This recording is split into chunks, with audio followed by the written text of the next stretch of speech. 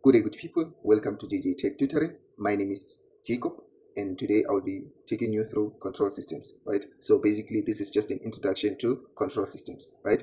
Then at the end of this video, you'll be able to understand and explain what a control system is using simple definitions with real life meanings, right? Secondly, you will be able to know and do everyday examples of control system. I mean, examples that you see in your everyday life, right?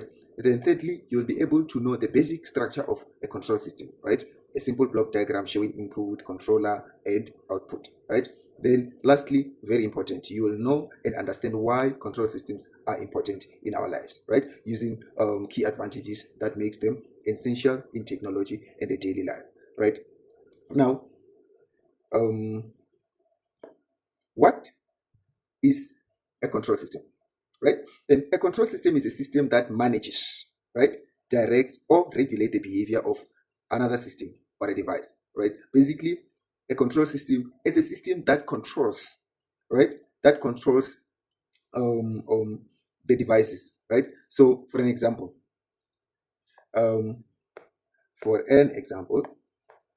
we will always have a control system here, and then we will have the input and we'll have the output, right? So basically, a control system is what is in the middle of an input and an output, right? So an input is just anything that, for an example, in the input, usually we get to have something like brain, and then output, we get what we actually want, right? So we get actual, and then here we get to have desired, right? So when you desire something in your brain, you conclude that in your brain and then put it in a controller, then the controller will take your predefined input and then give you the actual output, right?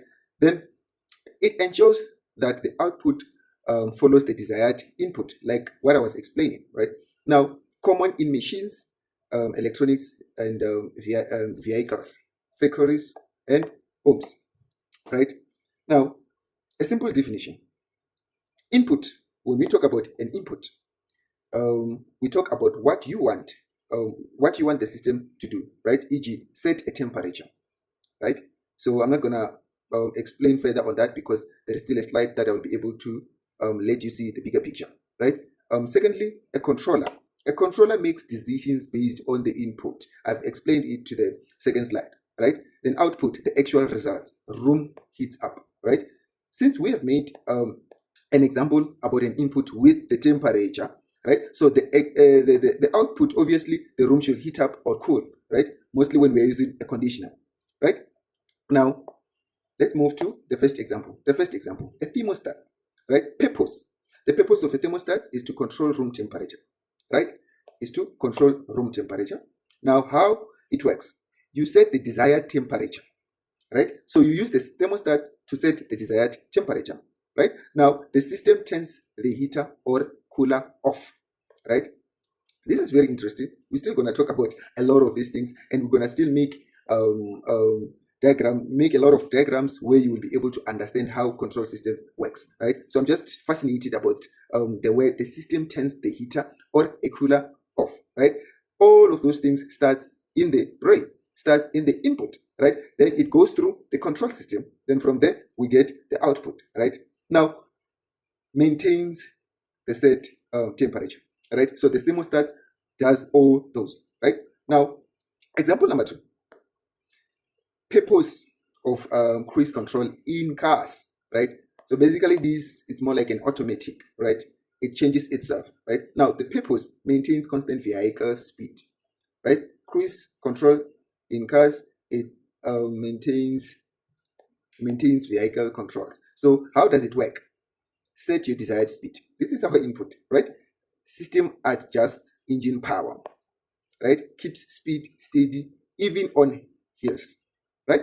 Then this is just an example of cruise control in cars. So it's one of the examples of control system. Then traffic lights, right? Traffic lights. The purpose of traffic lights, they manages traffic flow, right? So that we mitigate the happenings of accidents, right? So how does it work? Lights change in a timed sequence, right? Ensures smooth traffic and safety. Smart system adjust based on traffic, right? So this is another example of control system, right?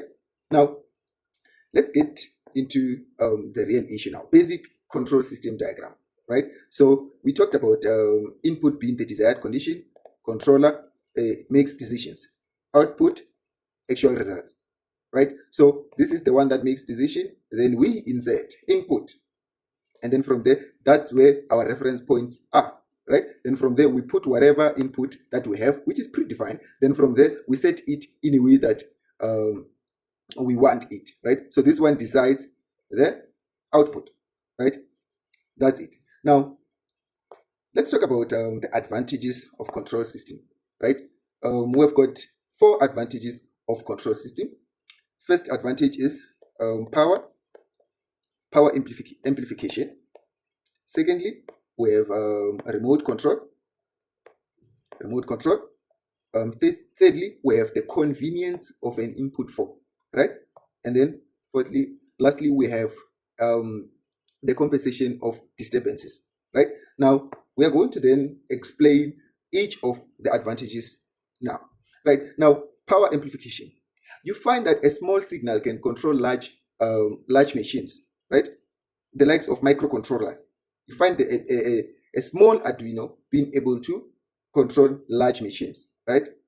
A small volume being able to turn on and turn off bigger speakers, right? The likes of antennas using very, very, very small potentiometer, right? It is because we then input just a small volume or a small potentiometer. Then from there, we take it to the controller. Then the controller will amplify, will then optimize whatever that the potentiometer or the controller placed. Then it will amplify it or optimize it into being able to control larger machines, right? Example, a small control signal operating a powerful motor, right? So that's basically what power amplification is. Right, then remote control, this is what we always use. This is what we always use in our everyday life, right? Operate systems from distance. So no one does not like soft life. Just operate your systems in your comfort space, right? In a distance, right? The likes of drones, remote machinery, home automations, right? Because we are improving a lot of things now. Then remote control is very important, right? So the importance of remote control makes control systems more important in our lives, right? Now, convenience of input forms, right? Simple input like dials, buttons, apps, right? Those are the convenience of the input, the examples of the input forms, right? Light switches, TV remotes, and mobile apps, right? So control systems also helps us with convenience of input forms, right? Then compensation for disturbances, right?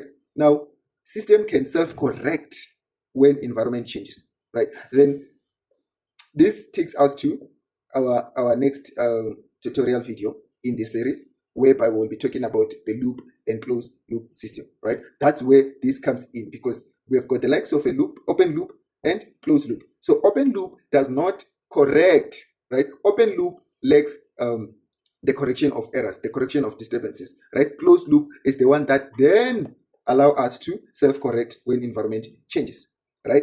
Then example, room stays warm even if outside temperature drops, right? So that's the important of compensation for disturbance, right? That falls under the advantages of control system, right?